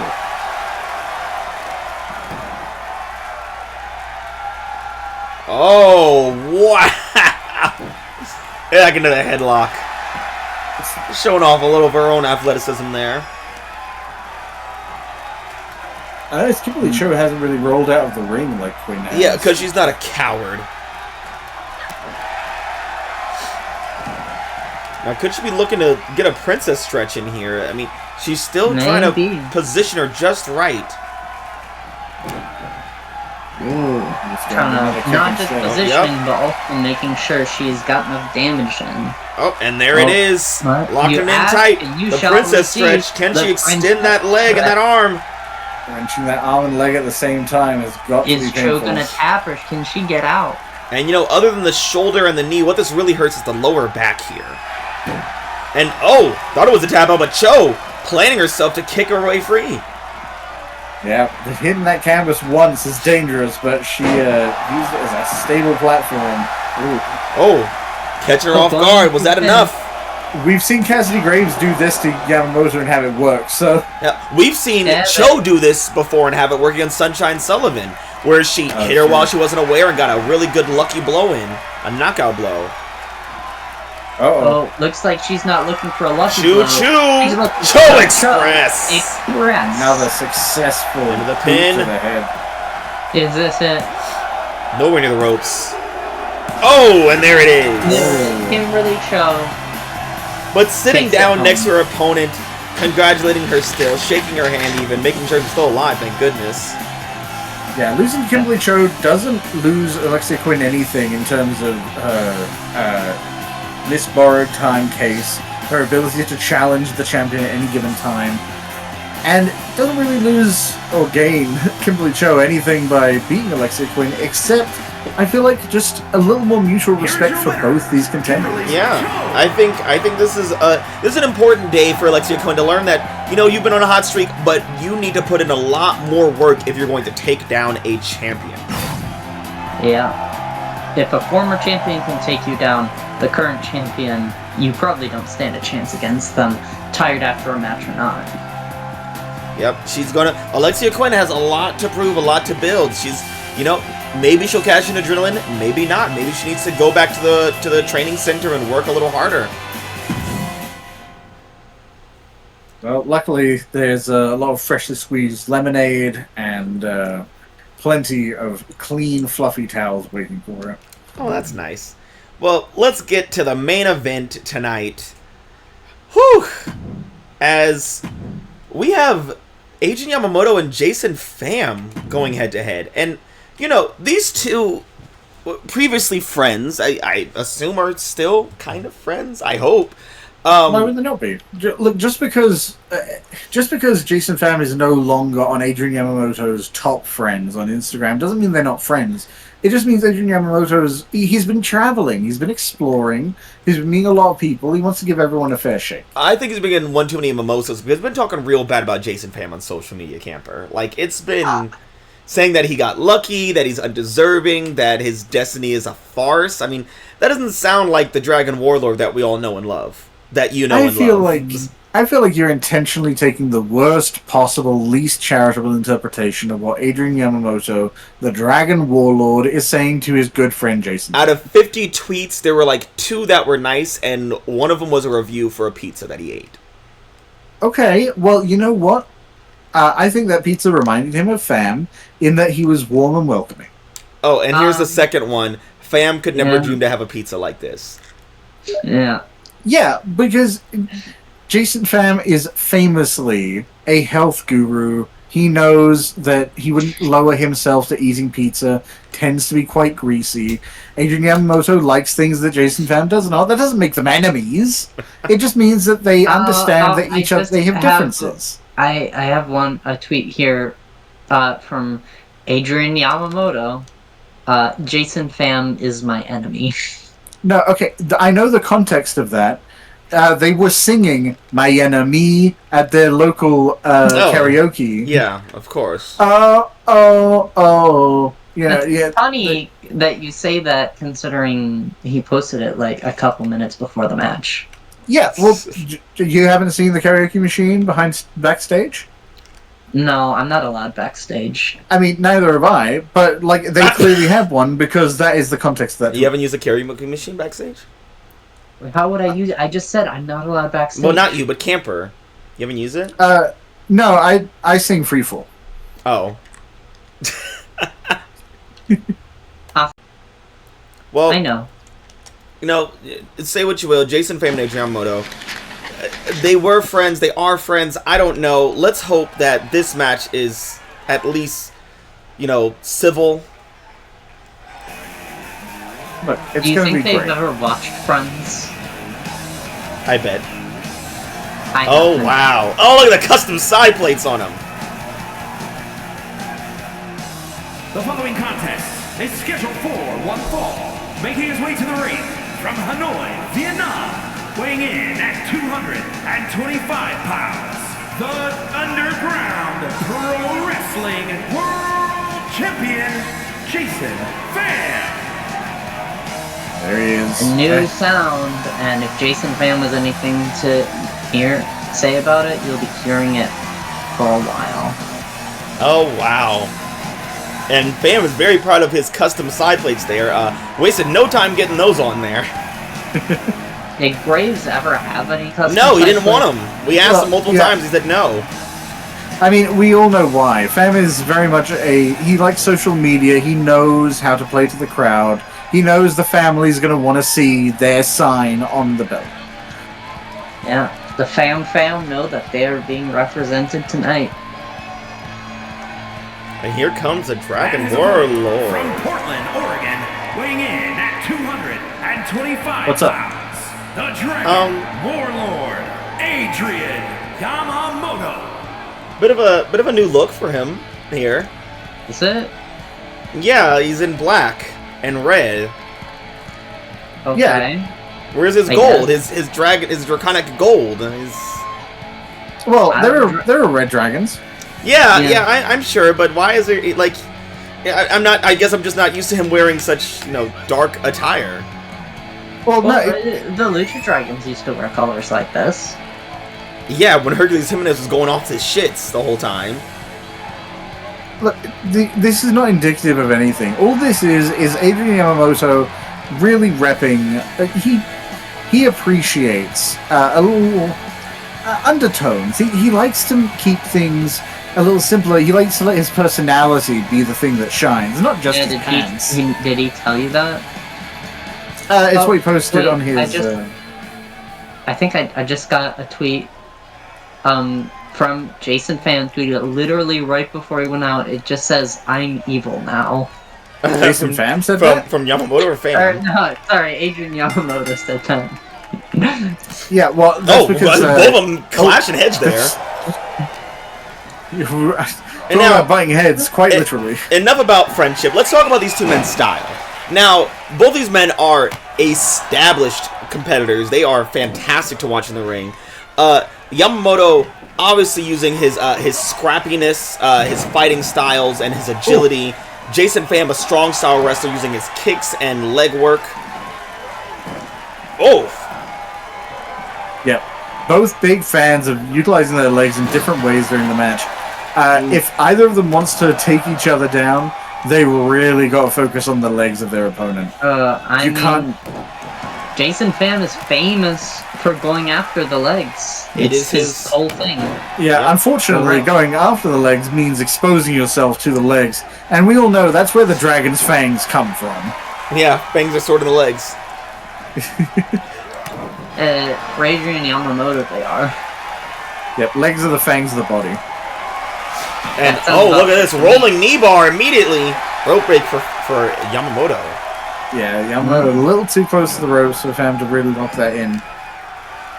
Now, we've been talking about Adrian Yamamoto and his mean tweets, but it does seem that Jason Pham has been pushed over the edge by this onslaught of, I don't want to say bullying, but rudeness, meanness, animosity. I would say it's a lot of statements against his natural skill. Yeah. Like, even Cassidy Graves has fully accepted that Jason Pham won through talent, through skill, through hard work, and through, frankly, knowing his opponent as well as he did. And a lot of people online, and granted some people backstage, not naming any names, have kind of undervalued Pham's abilities and relate it mostly to things like luck or fortune or Cassidy Graves having an off day or something. Yeah. And he definitely doesn't appreciate that. I also think he doesn't appreciate absolutely being fucking clobbered on the ground for the past minute. Those were not friendly punches. Those were not loving at all. Well, these are strikes fueled by anger and aggression. And this is a side to Adrian Yamamoto I am very happy to see. Oh, kick out at one from the champ. The champ, Jason Pham. It's so wild to say that. Oh! The Pham. Oh. Ooh. Saw that lead coming. Didn't. Now, I love Adrian Yamamoto, you know this. Yeah. But he did turn his back while he jumped. Oh. And the only person who is allowed to get away with that, as we've established, is Psycho Cyclone. Yeah. He's not even here tonight. So no one, there's absolutely no reason anyone should be jumping backwards in this building tonight. Anyone jumping backwards is just asking for trouble. Yeah, I mean, it's a free country. They can jump backwards if they want to. I wouldn't recommend it. They don't do anything good. Yep, they are allowed to jump backwards. That is true. My advice is to never. Dropping the leg down on that knee into the pin. For those legs. Oh. Getting a 2 count. 2. And Jason Pham looking frustrated there. Yeah, not letting it get to him. Being the champion would grant him some sort of advantage. Oh! And DDTs like that are what kind of helped put away Cassidy Graves there. Nope. Pham trying to lure his opponent up for a kick. And, you know, I'm sure Jason Pham is pretty pissed off by this whole scenario right now. He beat Cassidy Graves, not Adrian Yamamoto. He proved that he was good enough. And still, he's being told that he's not. Well, I can't imagine that. And we have seen Pham's angry side before when he was, feuding with Elliott Rhodes. Oh yeah, no, that got vicious real quick, and we didn't even know what the reason we still don't even know what the reason behind that was. Bad vibes. Here, we have clear-cut, understandable motives. So, I feel like you guys are blaming Adrian Yamamoto for random people online saying relatively inflammatory things. It was it's definitely... not random people, it's Adrian Yamamoto. Listen, yes, it was a lot of people saying inflammatory things, but his friend, Adrian Yamamoto, also took part in it. That's the issue here. If anyone should have not been saying things, it should have been your friend. Look, you know what, actually, I've done this before. I totally understand how you guys are making this mistake. Not every Adrian Yamamoto online is the real Adrian Yamamoto. No, Camper, he's verified with the UPW tag at the end. That's how we know it's him. Didn't you know all our wrestlers have the UPW? It's their name, _UPW. That's their whole thing. That we gave them those. Well, no, I thought that too. But it may just be you're seeing screenshots where someone has UPM as their tag and they've turned it upside down. No, my dyslexia is not that bad, Camper. We're not looking at screenshots, we're looking at the actual tweets. Technically, everything you see on your screen is a screenshot of that moment. It's cached in your computer as that image. So I feel like you're trying to find some kind of excuse to defend Adrian Yamamoto's actions. His obvious, very mean actions. There is nothing to defend. Adrian Yamamoto has done nothing wrong. Oh! Jesus! Little modified Dragon Fangs off the springboard there. Oh! Oh my god! I thought he was going over the ropes. It's honestly... He's lucky those ropes were there. He would have hit the floor. Uh-oh. Pham's in a bad place. He's in the Dragon's Lair. Oof. And he's about to taste the Dragon's Fang! Dragon's Fang. Oh, God. Into the cover. Is that enough to put away the champ? Oh! Oh! And Yamamoto in disbelief, anger on his face there. Oh! Already on his feet, ready to take on Pham, but Pham luckily able to ready himself on the defense. Pham seeing it coming. Yeah, once again, Pham going for those legs, weakening every power. Looks like he was ready for the rolling deathlock, but Yamamoto kicking him off. Yep, not letting him get that in. And now up and over, this time. Jumping backwards paying off, but did he hit his head on the rail there?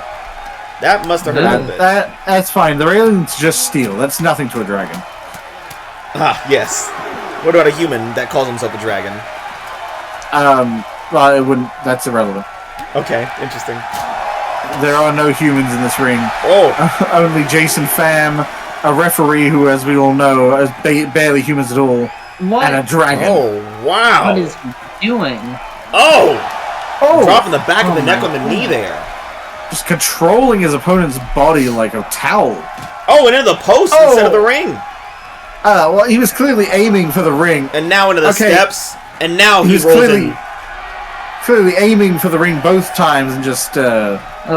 basking in what he's done. Man, getting these drone cameras was a good purchase, huh? Jason Pham appears to be dead. Yamamoto restarting the count, not letting Pham end it. No, he does not want this to end with a count out. He wants to truly put down Jason Pham. Yeah, despite this not being a championship match, this is still... winning by count out isn't enough for Adrian Yamamoto. He always wants a good, clean match. Because he's a good guy. Yeah, he wants to win, not by... probably because he's bloodthirsty. Oh, and back into it. Now, Pham, that is not the direction of the ring. Count is up to 5.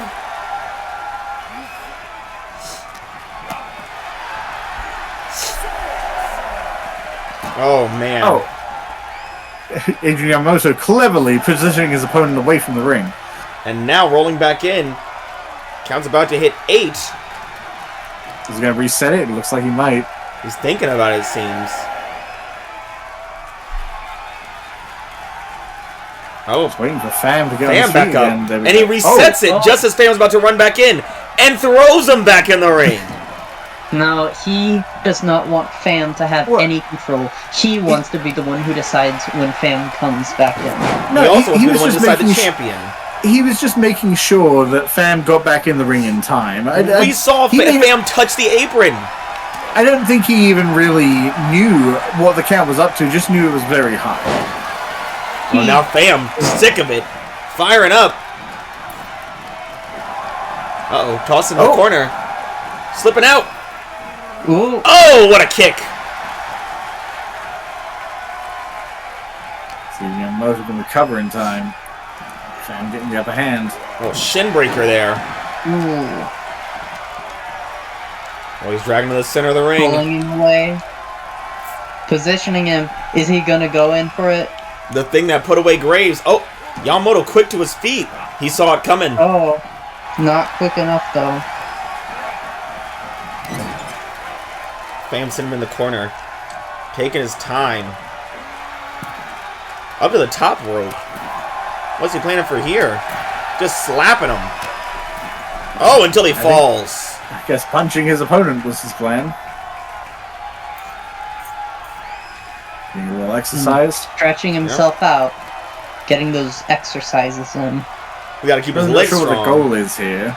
Put him in the center again. He keeps trying to... It looks like he keeps going for the rolling deathlock, but Yamamoto keeps getting up just in time to escape Pham's plans. Ooh. This time into the pin. Going in for a pin. But a kick out. No chance. Pham always ready. Who's dodging? Adrian a little more ready. Right to the face. Going in for kick out at 1! On 1. Wow! Pham! Still looking a bit unsteady on his feet there. Yamamoto doesn't seem all that surprised he got out that quickly, though.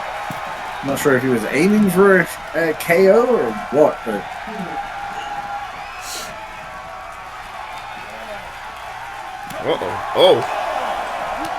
Lighten him up with knees and kicks and...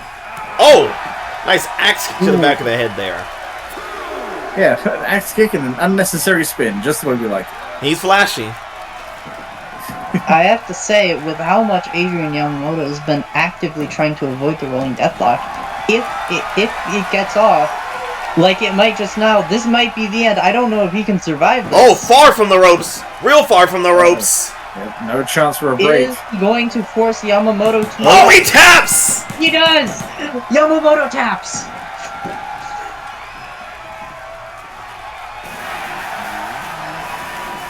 And Pham is our victor. Still going to Adrenaline to face Mike Reed next week. But why is he still in the ring? Oh my God! Ref, stop him! He's not done! He's not done! The champ just viciously brutalizing. And looking down on Yamamoto. Wow! I mean, telling him to stay in his place. Yeah. Was this luck Was this you having an off day, Yamamoto? Okay, we're going to criticize Yamamoto for all the supposed mean comments online, but we're going to let that one go? Okay, listen, Revenge is more of an Ava thing, but I am a strong proponent of fuck around and find out. And it seems like Yamamoto was fucking around way too much, and he found out what the bottom of Pham's boot felt like. Okay, this isn't like Rhodes, where they took like just an inherent swing after the bell out of passion. Pham walked away, turned around, basically said, "Yeah, okay," and started just assaulting Adrian Yamamoto. I mean, to be fair to Jason Pham, that's the kind of visceral nature that he'll need to survive someone at Adrenaline, like Big Bad Mike the Reaper Reed.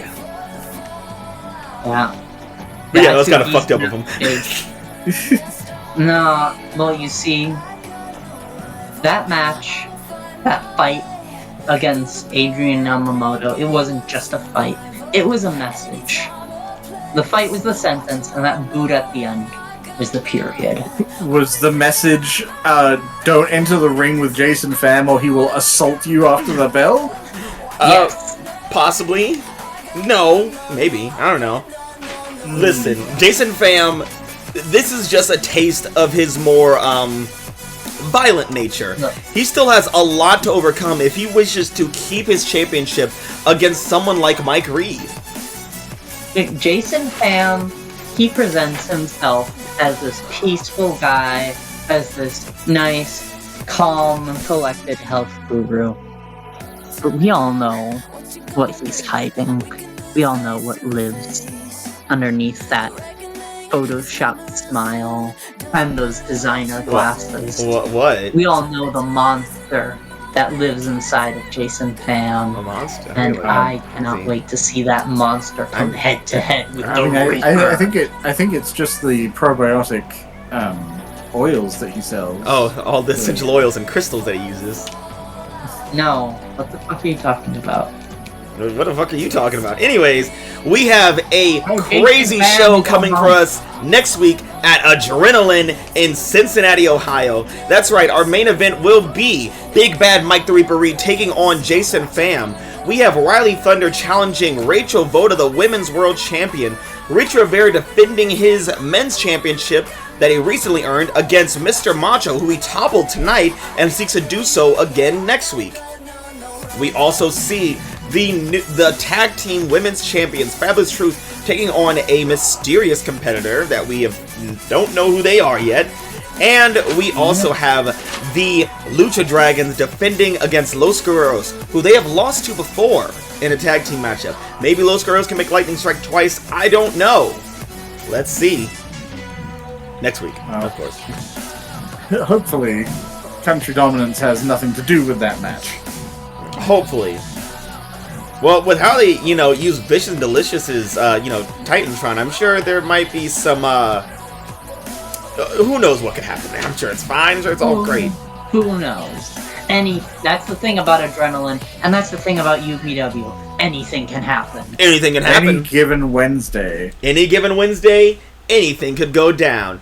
And let's not forget that Alexia Quinn, even though she lost tonight, she is still carrying that borrowed time briefcase and can cash it in at any time to earn a championship opportunity. Any time at all. Ever. Unless she puts that case on the line, nothing can take that from her. And why would she do something so stupid? Well, it depends who gets it at any given time, I think. Well, we are in a new era of UPW heading to Adrenaline, and who knows, things might change even more as we get there. We could have even more new champions coming out of Adrenaline. Who knows? I'm terrified. I'm excited. I'm here. Well, that's it for tonight. Until next week, everybody. Thank you for joining us. And good night. Adrian Yamamoto.